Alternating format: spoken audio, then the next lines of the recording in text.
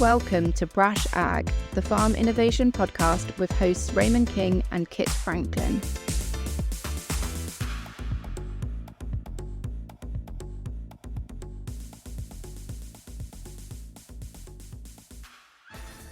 Namaste, Raymond. Namaste. How are you doing today? It's not quite so scorching hot anymore, which is a bit of a relief in terms of trying to be productive with work. Yeah, no, it's definitely much more British weather today, isn't it? For me, it's sort of cloudy and mild. It's refreshing.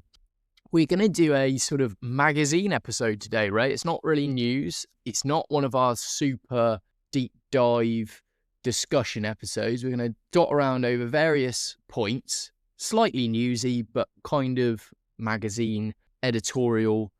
And don't everyone out there think that's because we're unorganized and we don't have any content. We've actually got a few episodes in the bag, but there's just a few things milling around that Ray and I wanted to discuss. So we thought we'd have a breakaway from our interviews and a breakaway from our show content, and we'd have this sort of more open discussion. So does that sounds about the right idea, doesn't it, Ray? Yeah, absolutely. Yeah, no, I think it'd be good just to kind of talk through some stuff. I mean, this is why we said we'd do the podcast. It is to talk to interesting people, but also to just discuss interesting topics that are interesting to us, and I'm sure interesting to the audience as well. Yeah, cool. So let's get it started. Very close to home, Ray, in the fact that you have written a perspectives piece for iAgri. So this is a new Institution of Agricultural Engineers initiative where we're going to get members to write in-depth sort of essays, perspectives, forward-thinking pieces about what the future may hold or what contemporary world of agricultural engineering needs. And I threw the gauntlet down to you that could you write one? And as I have done with several other members, and you were very quick to get yours out the door. So yours is the inaugural one, Ray, which looks like a big setup, but it wasn't. It was just because you were very quick to act. So tell us all about what that your perspectives was about, Ray. Obviously, don't give away the whole story, because what we're trying to do here is encourage people to go and find it in the sort of iAgri sphere. But tell us what you wrote about. Yes, it's all about kind of the role that startups can play in agriculture and kind of the development of agricultural technologies. So looking at drawing on my experience as well. So I've kind of come from that background, although I've, as many people will know, many listeners will know, I've sort of darted and ducked between a few different industries. I've worked for a number of startups over the years, and I've seen the value they can bring. So I tried to sort of open the lid on some of that value in terms of, bringing new blood to the sector. So sort of providing a bit of an on-ramp for people into agriculture, which is what I've seen and experienced. And we've spoken to some of those individuals in the past. So check out some of our previous episodes where we've spoken to some people that have found their way to agriculture through working at an agtech startup. I think you've also sort of demystified the term. It's a term that instantly riles me.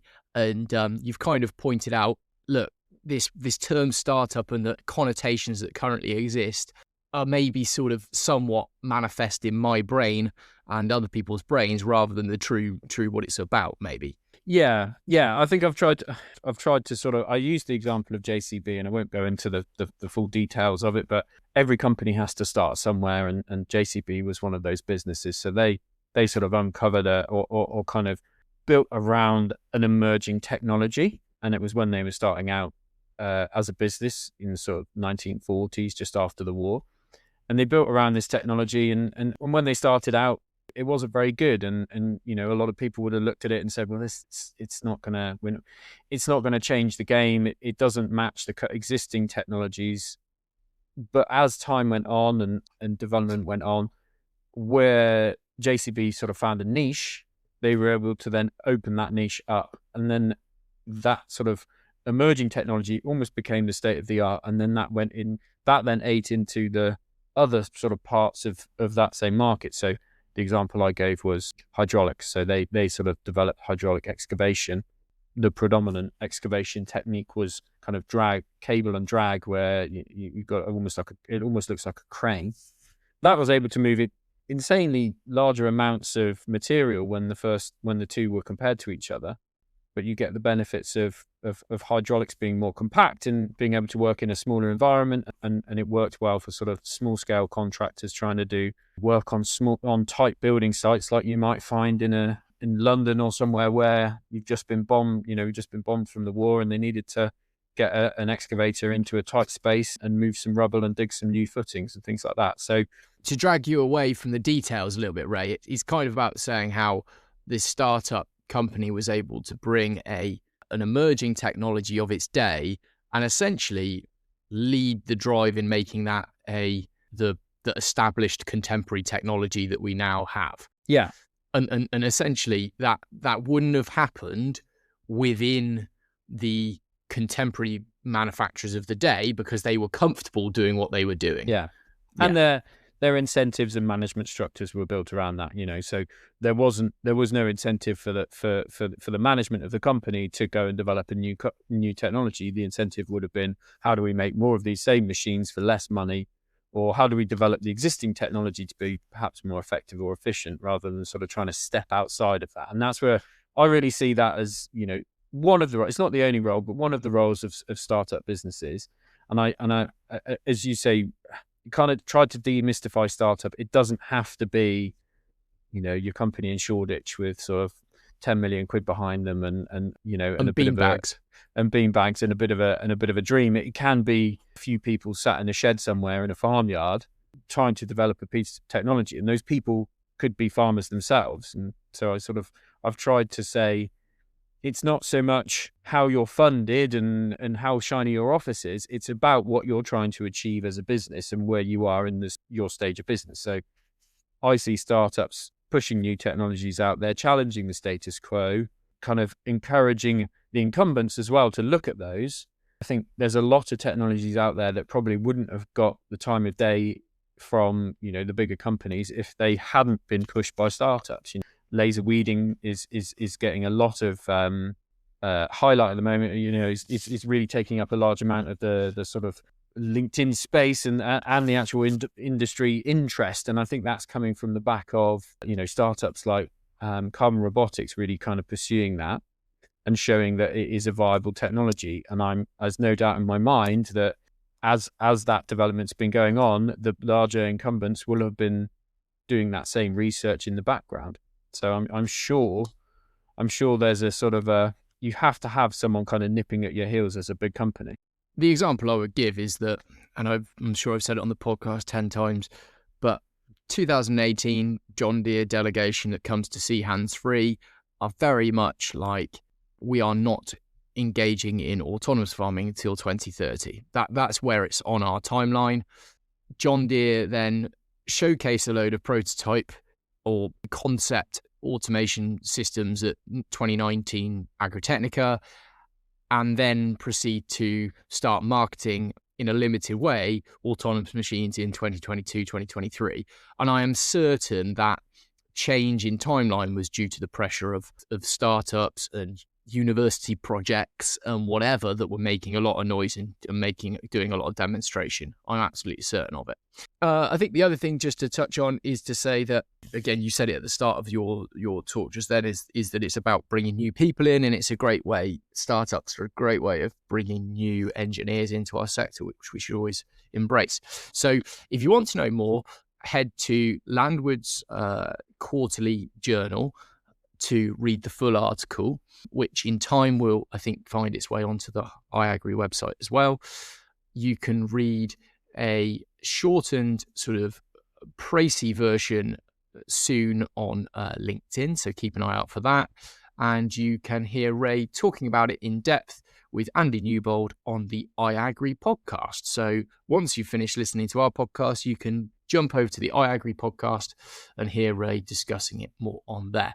And I'm very proud as sort of, as I say, president of iAgri for the next couple of years, that this is an initiative that I'm really going to try and drive to get some interesting concepts and ideas out there in the name of AgEng. So I'm very glad that you were the first to be able to come to the party, Ray. I enjoyed doing it. I've on and off written pieces for LinkedIn and for my own website. So go to my website if you want to, flint-technology.com if you want to read more of my ag technology pieces and articles that I've written over the years. This will find its way there eventually once it's kind of worked its way through the iAgri sphere, as it were. So yeah, no, I enjoyed writing it. Got me thinking a little bit outside of my day to day. So yeah, good. Where are we headed next then? Well, I'll just finish it off by saying any iAgri members who've listened to that and thought that's interesting, and I've got an interesting thing I like to talk about and think about, please get in contact. We're looking for future contributors. So that's just to really finish that off. We're going to head over now to Clarkson's farm for the 4th episode in a row, in a sense. Ray, we've come off the back of Serials episodes, which were obviously based at Clarkson's Diddley Squat Farm, but neither of us have watched the latest series of Clarkson's Farm. I think I watched the first series. I think you might have watched the first series, and I don't know if either of us got any further than that. But what has now started to come through is his engagement and his and Kaleb's, critically, engagement with autonomous farm systems in the latest series. Now, we knew that was happening. I had a heads up about the fact that he was going to be using autonomous systems 2 years ago, I think.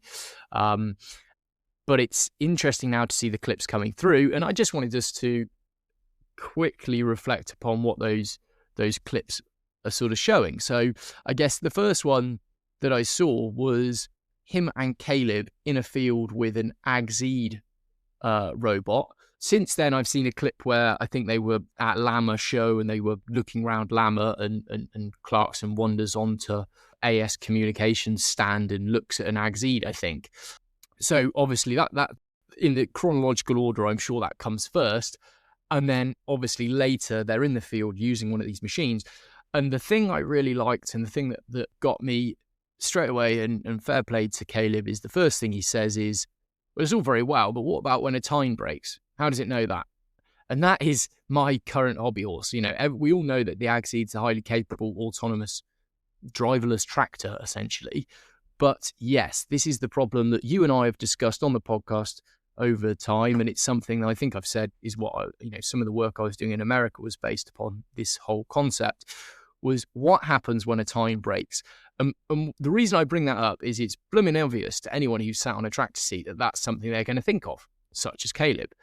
But it seems to not be blooming obvious to quite a few of the startups in the world, and also a lot of the academics working in this world as well, because it's so far down the list of what people are interested in researching. How do we know what's going on the back? It's quite sad, really. They're all very interested in the agronomic side of what goes on the back. Can we spot spray? Can we laser weed? Can we whatever? But the idea of just understanding if the machine's working or broken seems to be very far down on people's list, and they'd much rather write tens of thousands of papers about route planning algorithms. So that was the one that spoke to me first, Ray. I don't know if you've seen that one, or what else have you seen? I've seen that one. I suppose I was going to make a comment on that, actually. I think we saw when I was at Agritechnica, I did see some of the implement companies starting to think about that exact challenge of how do we track what's going on behind the behind the tractor or behind the robot or whatever it is that's pulling the implement. How do we actually know that we're getting the result that we think we're getting? And we saw that with the muting flail topper that was on the front of the AgZeed robot, that had a monitor to say it was a simple piece of tech, and I think monitor. It was a slip monitor, or my belts have snapped and I'm no longer actually doing the job, so I'm no longer flail topping, which is what it was supposed to do. And then there was Kuhn as well, which had kind of monitoring technology on the tines to say, I don't know the full ins and outs of the tech. It would be good to dig into it a bit more, but I assume it was something along the lines of a strain gauge to say, the tine's doing its job. It is showing that it's being pulled through the soil and it's not snapped off and kind of waving in the breeze. So I've seen that start to be addressed, and I think good to hear your perspective on it in terms of the sort of academic side. I think I should just say, as ever, I gave an overly simplistic view. And of course, things like balers and complex machines behind tractors have sensors all over them to tell you that a belt's broken or something's dropped a knot or whatever. And that's existed for a long time. So let's retract Kit's oversimplification. Yes, on complex machines, this is a thing that's happened a lot. but it's that simpler machine. It's the fact that what's the first thing you're going to do with your robot tractor? You're probably going to chuck it on a topper, or you're going to chuck it on a set of discs. And how do you know that that topper's doing the job it should, or how do you know that set of discs? Those sorts of implements at this point haven't had a lot of attention. If you look in the academic literature, there's really very little to zero as far as I can find. I'm not the best academic. Maybe I'm missing it, but I'm not finding it. Yeah, and you are right. There are companies starting to look at this, and yes, I did give an oversimplistic view, I suppose, but it is something that needs to be looked at much more, I think. In terms of other clips and things, I mean, yeah, it's on my wife and I's list of things to watch. We will watch. We watch the other series. We tend to watch it late because we'll sign up for Prime for a month, binge watch it, and then probably realise there's not much else on Prime for us to watch. So we'll probably do that at some point. So it'd be good. I think it would be good to actually see it. I've seen a few other clips of things going on, and a lot of chatter and sort of comments on LinkedIn of the AgEx seed. I thought it was interesting at Cereals. We already commented on this, but actually AgEx seed had a really rubbish stand, a really undesirable stand at Cereals, but yet was one of the companies that Clarksons probably worked with the most, other than probably one of the prominent agronomy companies. Yeah, I thought that was interesting. Yeah, so I guess, Ray, just to keep it moving, the other thing they played with is clearly a farm droid, and we all know what you like to call me, the farm droid fanboy. So it was also, again, nice to see the world being shown via the sphere of Kaleb and Clarkson, the farm droid, really. And it's kind of nice that the world's going to be coming to our party. I have to say, I've also started to see LinkedIn posts from people who are not in ag going, it's amazing. There's so much chat about AI and robotics, and with very little relatable solutions to physically see. And Clarkson's farm has brought relatable robotics to everyone's attention. And I was like, oh, well, thanks. I've just spent the last 15 years of my life for nothing, have I? But yeah, it's quite amazing. Obviously, his reach is astronomically more than the rest of us could ever hope. So it's cool that it's been on there. In terms of the farm droid, though, to get back to my point, is, yeah, again, it was nice. It showed them setting it off in the field, and it showed the conversation, on the clip I've seen, showed the conversation about, what? So it's going to remember where every weed is, every single seed is, and then be able to weed. And it's like, and just seeing that sort of impressedness, that's not a word, but, you know, the impression that made on Kaleb and Clarkson. And again, it's telly, so I'm sure there's I don't think it's, you know, it's whatever they call it. It's like semi-scripted reality, isn't it? They both knew what the machine did before they stood in the field watching it. But the point is, they were conveying to the audience, this is an amazing thing that this is doing, that it's remembering every seed location. So it's just cool that they're sharing that with the world. As I said a million times on this podcast before, I remember having that conversation with Simon Blackmore back in 2011, 2012 about, wouldn't it be amazing if we could remember where every seed is, then we could weed for pre-emergence. So I'd like to say that I had those conversations, and certainly Simon Blackmore had those ideas a long, long time ago. But it's cool that those things came to market in the farm droid, and it's cool that now the world knows about it. So, yeah. The other thing they commented on is the fact that you could actually hear the seeding mechanism working, because obviously it's electric, obviously it's solar powered, it's so silent, you can actually hear it going click, click, there's a seed, click, click, there's a seed, compared to your Lamborghini tractor, I suppose, in Clarkson's case, that you're not going to hear anything happening because all you can hear is a dirty, great diesel engine. So again, it was cool to see that level of interest being conveyed to the viewer. Absolutely, yeah. No, I think it's very cool that sort of automation and robotics are mainstream enough in agriculture that they didn't sort of slip under the radar of the behemoth that is the sort of Clarkson's farm production. I mean, we got to witness some of the Clarkson's farm production. There's a lot of people involved in filming the elements of Series 6 that we saw at Cereals. So I think it was good that there's enough mainstream going on that they were able to get people on farm. We also spoke to a few other people, and I don't think the episodes are out yet, so we were sworn to secrecy, but so a few other people at the show we had a chat with, and they said, oh yeah, well, we've hopefully got an episode coming out with some of our tech as well. So very cool to see that. But there's some other news from FarmDroid, isn't there? Yeah, again, I feel, I don't know if I should say this or not, but I just want to say, there is a big behemoth behind Clarkson's farm, and maybe they may have spent some time on the phone with a certain presenter of Brash a few years ago while they were planning their series. But anyway, that person will remain nameless.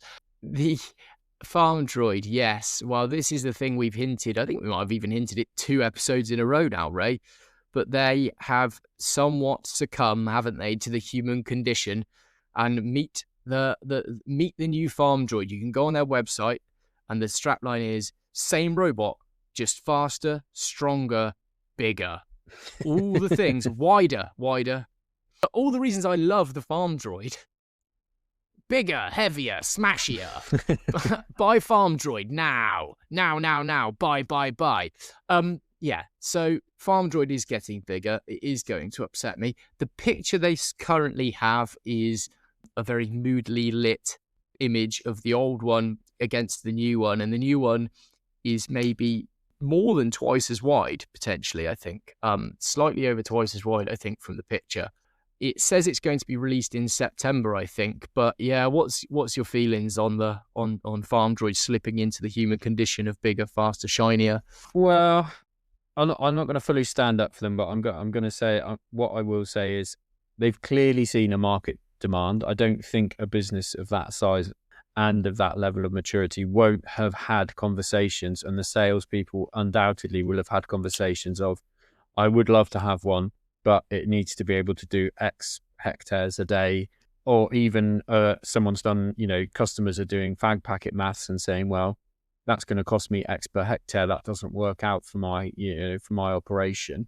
So they may, I'm fairly certain they won't have just said, what we need to do is just make it bigger and wider and faster and stronger. I think it will have been driven from a market pull somewhere. But I suppose the question would be, has the customer actually tested that, or is that a lazy excuse for not buying one when you're a customer and saying, oh, it looks great, but I think it just would need to be bigger. You're always going to have that conversation, and we had those conversations when we went to cereals many years ago now with Small Robot Company. Oh, it looks great, but I don't think it would work on my farm, or isn't that a cool toy, but you talk about coverage rates and number of hectares a day, and oh yeah, that would be fine, but it wouldn't really work for me. I think some of it's a perception issue as well, isn't it? Like, people think about a day being the 8 hours or 10 hours or even 12 hours that perhaps sometimes a human might do, but a day for a robot can look very different, and so perhaps there's a perception piece there that obviously they were previously challenging, but perhaps have succumbed to. Yeah, I think ultimately the old machine was 3 meters wide. Most farms are operating on machines that are 6, 8 meters or whatever these days a lot of the time. So is that idea of going, just that simple, that looks a bit narrow for modern agriculture. And it's like now it's 6 meters wide. Is that suddenly going to be more easier to sell? But I wonder what the price is going to be. And I wonder if the price is going to be competitive in the sense that if the original 3 meter one costs £80,000 in its basic form, bearing in mind the automation side of it is not getting twice as much because the automation only has to stay the same. It's just the physical metalwork that's getting twice as much in a sense. I wonder if it's going to be a more compelling price point. Is it going to be 120,000, so like 50% more money for twice the width or something like that? It'd be interesting to see if that's the case, that you go, well, actually for only half of the more money, again, I'm going to get twice the output, or something like that. Just thinking of practical issues, it's obviously a bed frame type system, three wheels on the normal version, 4 wheels on some versions, but it doesn't have much compliance or in terms of suspension type compliance. So you need to have quite a flat field as it is. With a machine that's now twice as wide, you are going to need some fairly uniform, flat, graded fields, aren't you?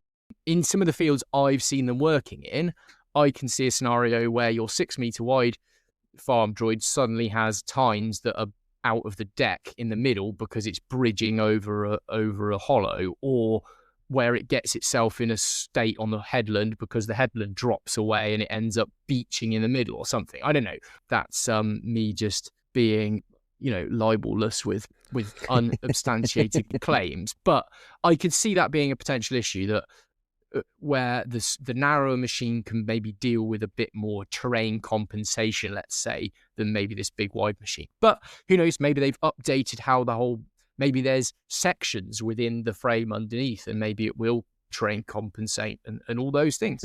So as ever, we will be entirely excited to look out for it. Maybe, Ray, we should try and get hold of Farm Droid and say, are you having a launch event? And maybe we'll go to the launch event. That's what we should do. Well, we are. We talk about them more than anyone else, I suspect. I was going to say, I'm looking at the screenshot of the LinkedIn post that I sent to you, and it says full reveal in September. Sign up at a link that they've put there. So perhaps we could do that, or speak to someone at Farm Droid and perhaps potentially be part of the launch and pitch them some brash questions. Yeah, I think, well, as I say, I'd like to think that we've got as reason to be there as anyone, I would suggest. Okay, so now, Ray, we're going to go on to a philosophical point that you've been making to me, and I think it links and it does somewhat segue into the Farm Droid conversation. So hit me with your philosophy. I actually first hit you with this at cereals, and you kind of initially said, I'm not sure, and then as we talked about it, we started really opening up the topic, and I thought, wow, I think this has got legs. So I've just been thinking a bit around. So there's a paradox called Jevons paradox. It was first described in the sort of late 1800s by William Stanley Jevons, and basically the paradox was all predicated around his observations of the efficiency of steam engines and the impact that had on coal use. Logic would suggest that as steam engines got more efficient, so you can use less coal to get the same amount of work, you would see a reduction in coal use because people would say, well, I can now run my factory on 10 bags a day rather than 25. And so you would see the orders of coal start to drop away. What you actually saw was an increase in coal use, because what was previously unviable as a sort of an economic or as a business approach suddenly becomes viable. So, we can't have a machine to do that task because it's just extraordinarily expensive compared to the output or the product that comes out of the end of it. So we won't do that. We'll keep human labor for that. All of a sudden, well, actually, it only costs half a bag a day of coal or half a ton a day of coal to do that. And so all of a sudden, the numbers kind of stack up. If you wind that forward to today, you might say LED lights are similar. So you should see, in theory, a reduction in the electricity use of the country because LED lights have been introduced and sort of rolled out across the whole country. Pretty much everywhere has an energy saving or an LED light bulb.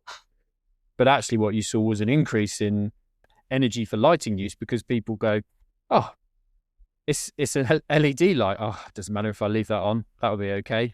And also, well, wouldn't it be nice if we now lights aren't so expensive to run. How about we have a few more of them? Given that as the premise, I wanted to apply that to automation in agriculture because I can see some blind alleys, and I think this is perhaps where it perhaps aligns with the Farm Droid piece slightly. Is there a world in which automation becomes so cheap that we just do more of it and we do more of what we said we wouldn't do? So we'll do more tillage because it's very cheap to go and do tillage. You don't have to pay a person to sit on the machine, on the tractor or whatever. Actually, it looks just a little bit rough out there. Should we send that robot back out again to do another couple of passes? Kind of aligning with my trips out to Italy, where certain colleagues have described the tillage as recreational tillage because you start with a very good seed bed and then you work it 10 more times to get it to be effectively like flour. And is there a world in which kind of culture and cost efficiencies kind of come together to deliver not necessarily efficient output? So I want my seedbed like this, so I'm just going to send the automated machine out 10 more times because it only costs me a bit of diesel. It doesn't cost me any time. It doesn't cost me physical, mental, or physical effort either. So it's very easy to just forget about it. It's a bit like, oh, I'm not sure I'm ready to unload the washing machine now, so I'll just put it on again for another turn. So just to trigger a sigh in certain listeners who say I keep talking about my mower too much, it's almost become the new bell ringing item. But that is a bit like the robot lawnmower, isn't it? I suppose but that's kind of why I bought it, actually. So let's just say that. I mean, I would struggle to get out to mow my lawn once every 2 weeks. Now my lawn gets mowed twice a week because the robot lawnmower does it. It doesn't require me to go and get petrol from the petrol station in a petrol can. It just charges and then off it trundles. It takes none of my time, none of my inputs in terms of fuel. I mean, the fuel cost. It'd be really interesting to put some sort of energy consumption meter on the lawnmower and see how much it's using actually specifically as an item. But I imagine it's costing me a lot less than petrol from the petrol station was to mow my lawn, and therefore crack on, do it twice a week and I'll have a nice lawn, thank you. I think it's interesting, Ray, because I think recreational tillage is the key one that may fall into this. If you're suddenly tilling with electricity that was solar powered on an electric robot somehow, which we're a long way away from being able to generate enough electricity to power tillage, whatever. But if that was suddenly the case, would you then, go out into the field and bash more soil because the cost's so insignificant, I may as well do it? And all the things that we talk about in terms of won't robotics and electrification be great because we can hopefully make lighter, small vehicles that are good for soil condition, is suddenly then thrown away because people get sucked into wanting things to look pretty. I think it actually falls into that specific case falls into a wider conversation about, is there a cultural change around what farms should look like? And is there an element of farm scruffiness that is becoming not just acceptable, but almost fashionable is the wrong word, but almost what people want to see a farm to look like? People are starting to go, my headlands should have sort of wildflowers and scragginess, and my hedges should be a bit bushy, etc. So to counter that recreational tillage with your cheap robot, is there an element of scruffiness that we're all becoming accepting of that might counter that? Yeah, I mean, I suppose we're that's a very specific we're case, mixing things together there a little bit, because I think actually, the Jevons paradox, he was an economist among many other things, and he was talking very much around sort of cost of production versus the cost of the inputs. And I suppose my thoughts were, well, if the cost of labor basically goes to zero and you have a lower cost of doing a task, do you then just do more tasks because it's cheaper? Obviously, that kind of comes with I would expect some sort of additional output. You might then say, I want to do more, I might do more and more. And to be honest, like, that kind of lines up with what we've said. And actually, the farm droid approach, well, we might go and weed 10 times because we can, because it's really cheap. And because actually then we can keep on top of the weeding, rather than allowing weeds to get to a very mature state. We get them when they're at a dicot state where they're really easy to move. So there is a piece where it's always what we're trying to achieve. It's part of it, but I think what I was coming from was, is there a human nature piece that we're not accounting for, where we start sending robots off to go and do not daft things, but potentially not constructive things?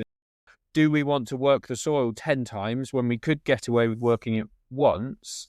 And do we then just end up in a position where the robot's done it, so it didn't really cost that much to do. It didn't take any mental or physical effort for me as a farmer to go and do. So I'll just send it out one more time just to get it absolutely perfect. Do I think the better example, Ray, that's just come to mind is not the tillage one, because I'd like to think that sensibleness comes to fruition and people go, I don't need to smash my soil anymore. I think the better example is, I've got a drone in a box that can catch me data across my whole farm every single day. I'll do that. And it's okay, but what was the incremental benefit from catching data from once a month to once a week to twice a week to once every single day, at what point is enough? And at what point are you just going, wow, the drone's out there, it lives in its box, it can fly, just let it fly. I think that's the one that becomes more relevant. I do just also, Ray, I'm just going to take you right back, I'm going to steamroller your argument, because I'm going to pick you up on your domestic energy use thing for the UK, because domestic energy, I was like, that doesn't ring true to me. Domestic energy use in the UK peaked in like 2003. And ever since then, we've had a drop in domestic energy use whilst our population has increased. So there you go. Energy per capita has gone down in the era of LED light bulbs. Obviously, there's lots of things that have gone into that, but your washing machine's got more efficient, your dishwasher's got more efficient. But that still plays into the argument of just because things in your house have got more efficient doesn't mean people are using the washing machine more. Wow.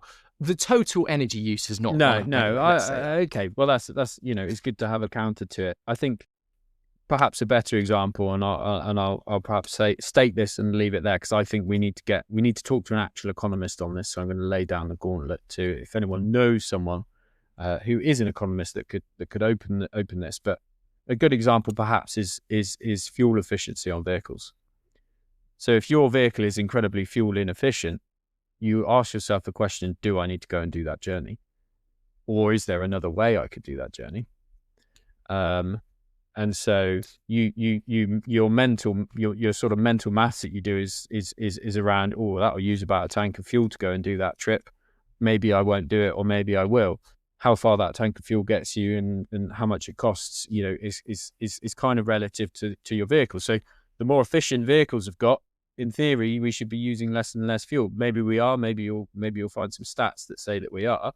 I would say there's more cars on the road than ever, and that probably some of that comes from population growth. But there is also an element of it becomes more affordable for more people to do more journeys and to do more, potentially more.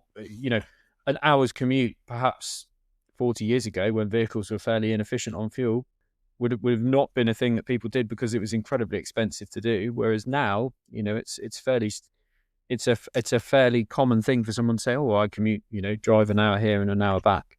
But obviously fuel costs have gone up to sort of counter. So I imagine that's, again, probably fairly level. But the step change is if you can suddenly plug your electric car into your house and you can go somewhere for virtually nothing. Yeah. Do you suddenly go, I'll go somewhere for, yeah. I think in terms of fuel, yes, my car now is more efficient than it was 30 years ago, but the fuel's also a lot more money. So it's probably kind of relative. Yeah. But yeah, if you can suddenly step change it, I've plugged my car in, now I can drive 100 miles and it costs me pence. Then yeah, suddenly there is not that mental block. I'd say a good example again, Ray, would be food price. Food price as a proportion of income is at the lowest it's ever been. Yet we probably have somewhat of a obesity issue, don't we, in this country, because people are eating too much. So food becomes cheaper. That doesn't mean that people have got more money in their pockets. It means they buy more food. And this, I think the reason that I thought about this was more to provoke thoughts and interest in it, because I think it's not to say that I think automation isn't a good thing to do and it isn't the way that things need to go, but it's more to say that I think we need to be aware of traps like, maybe we'll make the thing bigger to do more, or maybe we'll, or maybe perhaps we'll just, it's really cheap to go and do that now. Let's go and do that activity again, because I can do it from, a bit like your lawnmower, I can do it from sat in the pub, or I'll just send it out again. It's looking like a couple of millimeters too long. I'll send it out again. And it's where do we find the efficiencies and where do we make sure we're not overdoing things for the sake of it? Yeah, I think a good example maybe in ag is if you look to the dairy industry, and this is anecdotal evidence, but I know of at least two, I know that's not a massive number, but I know at least two farms that set up robotic dairies from scratch, so from zero. They set them up, started with these are both examples are the same, I think. Set up with two milking machines or maybe three milking machines and like 200 cows. Both were about 200 cows. Then it went so well, and it was all so easy in a sense because the machines are doing it all and it all works great. They both then doubled in size and went to 400 cows and 6 robots. Now, they did have to get more robots to do that, but it was such a simple thing to do, milking my cows now with this robot. And it was such it was encouraging to let's have more, let's do more. I don't know, that's maybe not quite the same thing. Let's move on, Ray, but you're right. Let's maybe try and talk to an economist, and let's keep that whole concept in mind when we're talking in future, of course. So absolutely. So I'll segue us on to the next piece, because this is talk of Jevons paradox has come from. There's lots of talk of Jevons paradox around AI, and I don't want us to get into that discussion here now. Although I think it would be a fascinating discussion to have. But you have a point, an axe to grind on AI use. Tell us all about it. This is a highly personal thing. I have been using AI for 2 years now, I guess, in order to improve my writing, which I know sounds like an oxymoron to lots of people who go, AI writing is terrible. But I will often write a paragraph, and maybe it's a bit long or it's a bit verbose, or I will then just chuck that paragraph into AI and say, can you trim it? Can you cut the repetition from this paragraph? And the reason I've done that, and I feel like that's been a useful thing to do, is because it just makes my writing better, more concise, whatever. And I still think it maintains my voice. Okay, so I have no issue with that, and I've been doing that a lot, and I think it's been useful to me. The thing that I want to discuss, Ray, is then in the last month, with the encouragement of some colleagues, to be honest, who've been like, Kit, you just need to get amongst it. You just need to do it. I've been starting to use AI in a truly generative way, where I've started to say, I need an email about this. I need a letter about this. And with only maybe 4 or 5 bullet points of what I wanted to say or what I wanted to do, I've been generating whole letters. And they've been good. And I think I'm managing to maintain my voice, because I think actually somewhat, because I use the same AI tool, I think it somewhat learnt my voice because of the way I've fed so much into it. I think it has somewhat learnt who I am, and it writes in a way that kind of sounds like me, I hope. Because obviously we have discussed AI slop in the past and nonsense that just gets churned out, and we are both anti-AI slop. And so firstly, I don't want to fall into being that person that generates AI slop. I'd like to hope that you and I are intelligent people, that people, when they ask us to write something for them, they don't want a generic AI answer. They want Kit or Ray's answer, because that's why they've come to us and asked for it. So my point is, Ray, after then using it to create letters and answers to questions and things in a very much generative way, rather than a just, can you tighten this sentence, which is what I've done up till now, I'm feeling an immense amount of guilt that I'm doing it. And I don't really know what to say here. And I know that, and there's a part of my head that goes, Kit, you've got to do this. This is what everyone else is doing. If you want to compete in the workplace, you're going to have to play by the same rules and the same game that everyone else is playing. Otherwise, you're just going to get left behind. But there's another part of me that feels a huge amount of guilt that I am not sweating over that email myself to the same degree. My question is, Ray, and I guess I wanted to bring this up. Have you felt any of these feelings, or can you see what I'm saying, or are you just completely on board? So I certainly wasn't sort of a pioneer in the sort of initial AI piece. I don't think I got into using AI straight away. I think it took probably 6 months really of it being out and me sort of thinking, right, I better have a look at this. There's a lot of chatter around it. I've certainly felt the guilt, and I think it stems from sometimes ultimately generating text can be for you and I who've been having to do it, for many years now. It comes with an amount of mental load. It's not obviously a lot, but you go, right, I've got to sit down and write this email. Who do I need to write it to? What do I need to say? Definitely a lot for me, Ray. Well, yeah, no, and I was gonna touch on that actually, because I think it's a really useful tool. We had that at the iAgri conference. We had that talk around neurodivergence, and I think there's a really big part to play there, certainly with dyslexia and things like that can kind of almost be an unlock. And I feel like I've seen that for you to a degree, in that you've gone from, oh, don't ask me to write something, that's not really what I want to do, to, oh, I'm happy to write that because I've got the confidence and the support of something that actually can help me do that. So I think as an observer of you, I've seen that. I think for me, I certainly feel that guilt because I think it is just a function of I'm used to texts taking, sitting down and writing something, taking them out of mental load. I think there's what I've also, the thing that slightly, I think really gets me is that I like to try and boil things down. And I think when I boil it down, I look at it and I say, well, the sort of the longer term for this is I don't see a world in which humans don't need to communicate with each other via email disappearing. Basically, we're always going to need to be able to talk to each other electronically because it's how things get done. But I can see a world in which I ask AI to generate me an email to tell you some points, and it writes it in a very lovely way that if you as a human were to read it, you'd say, oh, he's written me a nice email here and I understand everything I need. I can also see a world in which that same email finds its way into an AI tool at the other end, becomes reduced and turned back into bullet points that perhaps were fed into it originally. So then is there a piece of, do we all just need to get a little bit more to the point with each other? That's really interesting. Yeah. In the understanding that actually I've been to the point with the AI because it's an AI and I don't mind if it gets a very sort of a very blunt description of what I need done or what I would like to convey. So if I operate under the it's probably a game theory piece around this. Again, it'd be really cool to talk to someone about this, but do we ask AI to create a large amount of text and then someone at the other end asks it to be reduced again?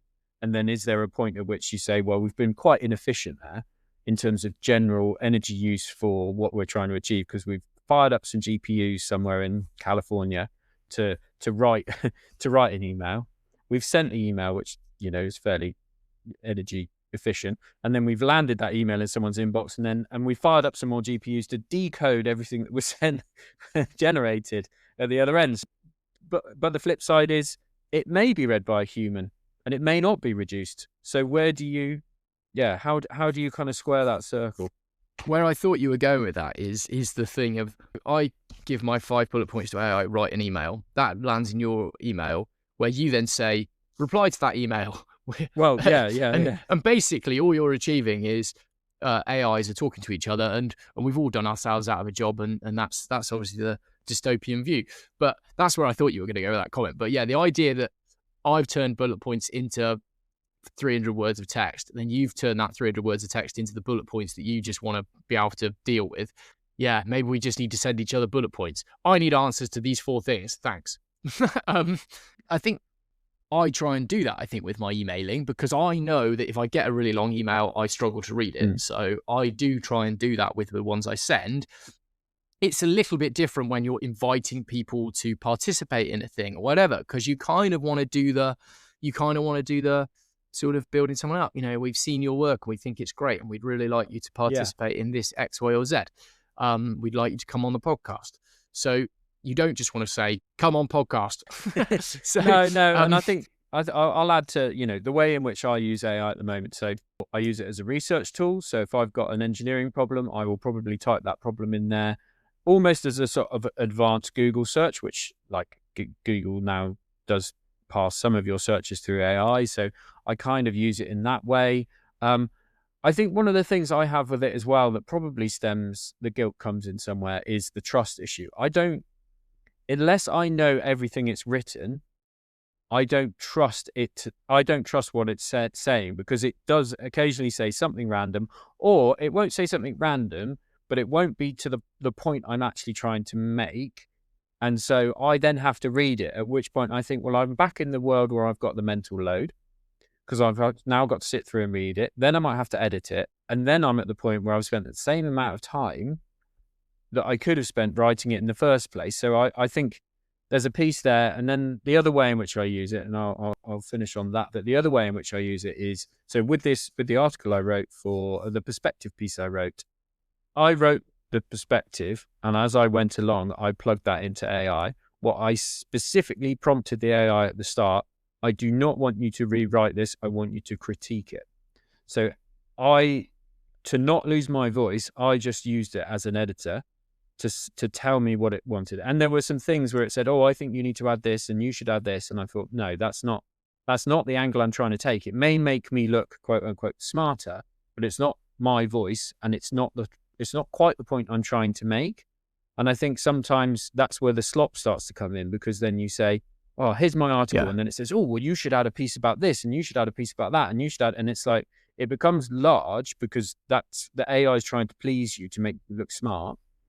And actually, what you might want to do is say, "Well, I'm not trying to make that whole point. I want to make a smaller point, and actually, I want it to read. I want it to feel like it was written by me, because it was. So I wanted a critique. Yeah. So I used it to bounce around, and then it did say, "Oh, you've repeated this piece, or you've added a piece here, or where's this come, or or this doesn't quite tie in," and then that gets you thinking. So you're doing that mental load piece of thinking it through. And then you get the value out of the writing as well. Because I think that's the other thing. Writing is not just about the reader. In fact, it's more about the writer. Okay, so yeah, I guess to go back to where I started, as I say, I've used it to sharpen up paragraphs and sentences for the last couple of years because of my dyslexia that we've just kind of touched upon, and it makes things definitely sharper. Now, in this world where I'm using it generatively, I am going to say I don't just click send on the email it says. I will read that, and then I will edit it, and I will always make some changes and make sure it is saying what I want it to say. And the thing you've just hit on there, Ray, I think the thing I have to keep telling myself is I don't have to feel guilty as long as what it is saying is what I was intending to say, which is exactly what you've just hit upon. If it's suddenly saying something that I wasn't intentional about saying, then that's not my work anymore, and it's not me, and that's where I 100% draw the line. I am only using it to say things that I was intending to say myself. I'm just using it to mean that it takes me 5 minutes to create an email rather than an hour. But actually, even that's a lie, because the other day I had to scribe an email, and it's still, even using the AI, it still took me 20 minutes because it's me, compared to the half an hour or 40 minutes it would have taken. So it shaved some time off, but it still didn't take me no time at all. So I'm sure my guilt will continue, but I'm sure I'm going to keep telling myself, as long as it's my ideas and as long as it's my points that I was hoping to make, it's just a tool. It's just a tool at that point, and I'm going to keep using it, I think. But I just thought it was an interesting thing to talk to you about, really. Now, Ray, we like to finish this sort of episode with an in other news story, so let's just quickly do that. In other news, we're going over to Teagle Machinery down in Cornwall. So I worked for them in the past, as I've mentioned many times. Great company to work for, and really enjoyed my time there. At the time that I was there, I think they had 1 or 2 robot welders. It looks now like they've got 4, and they've put a plea out on social media, so you can find them on LinkedIn or Instagram or Facebook. They need names for their robot welders, so they want to name their robot welders, and they need our help for it. And I think, as we've proven when people voted for Boaty McBoatface many years ago now, the public of the UK are exceptionally good at naming things, objects, certainly via the sort of slightly anonymous format that is a poll or a suggestion box. So I think head over to Teagle Machinery and put the names in the hat. I think, and it surely needs to be a pun, doesn't it? Being the British sensibility, it's like, when I'm so terrible, I can't even remember. But obviously, there was Boaty McBoatface, but there's also there was gritters named somewhere, and they were all named with gritting and Nick puns Gritchell. or whatever. There you go. Yeah. So get involved, get over to Teagle and send them some marvelous puns on your robot name. Maybe they'll give you a shout out if you get a good name in. Cool. Well, thank you everyone for listening. If you have been, make sure you like, share, subscribe. Contact us at contact@brash-ag.com, which we haven't said in a long time, which is a bit bad of us. And Raymond, who are we going to tell to listen to the pod this week? You are going to you're going to go to your local, friendly or available economist. Speaking of all these sort of economic ideas, you're going to find your local economist, not the magazine The Economist, but an actual human economist, and you're going to say to them, listen to Brash Ag. Marvellous. Okay, when I see my next economist in the street, I shall tell them that. Thanks everyone for listening. If you've got any thoughts on what we've been talking about today, obviously Ray and I were just wittering away between ourselves, but we'd like to hope that wittering might have sparked some ideas with you. do let us know what those ideas are, either as on LinkedIn or through contact@brash-ag.com. Thank you. You have been listening to Raymond King and Kit Franklin. Brash Ag. Thank you, and tune in next time.